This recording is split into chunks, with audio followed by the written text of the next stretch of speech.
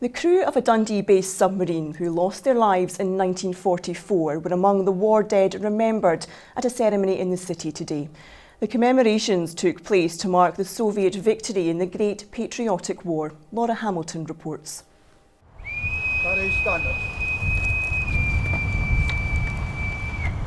Remembering those who made the ultimate sacrifice. The cost of war and the price of peace. A service marking the Soviet victory in the Great Patriotic War was held in Dundee this morning in tribute to those who never made it home.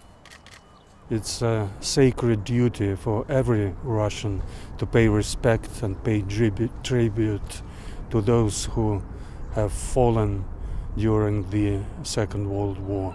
It is because of their sacrifice that we live in peace and freedom.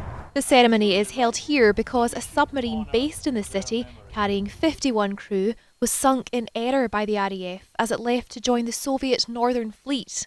All on board perished. As we will now, in prayer. And it's not the only connection to the war effort.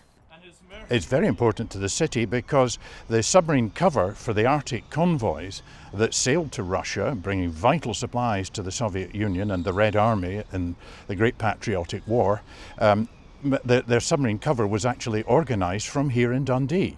And many of the boats that sailed far north of the Arctic Circle sailed from here, patrolled from here in Dundee.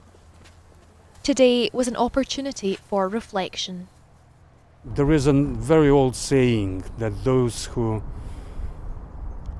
don't learn from the history are doomed to repeat it. So that's why it's so important for us to remember those days.